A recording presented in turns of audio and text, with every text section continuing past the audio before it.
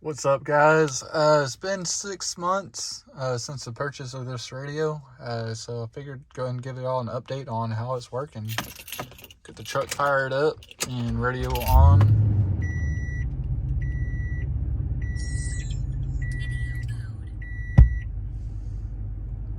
Alright, it's opening up the wireless CarPlay. I got my phone in my hand recording the radio, so there's no cords or anything like that. Which always, makes it nicer. You don't have to worry about plugging it in all the time. Let's see. So I think right now it's going to be a little bit more delayed due to the fact I am using my phone to record. But everything works as fine. Works as intended. Really it's an awesome radio. Let's see, there's sound quality. I don't want to use that Apple CarPlay in case it, kicks off my recording. So here's the radio. Steering wheel's controls still work, as do the actual buttons. I say they're not really buttons, they're more touch buttons than anything. Minimize that. So, like I said, this is the 6-month review. Overall, I'm really impressed with this radio. I was worried about the heat, getting to it, messing it up, and we went through the summer in here in Texas, and it hit 100 degrees a few days. So it's probably 130 or 140 at least in the car. And it fired up, functioned just fine. I've been on 3 or 4 hour drives with no issues with the radio being on the whole time, not overheating or anything. My only complaint is due to the fact that it does stick out.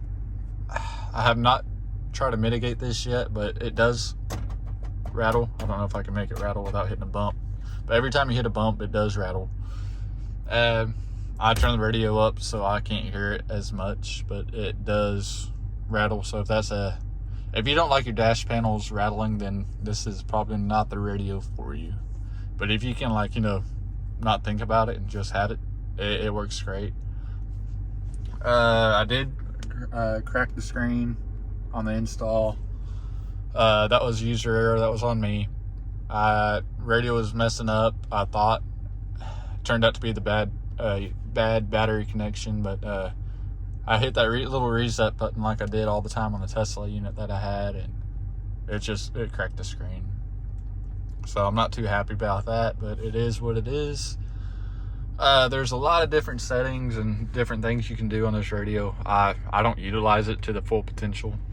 You do have the tire pressure monitor sensors if you have the wireless tire pressure monitoring system, which I do not. But that's kind of a cool function to have.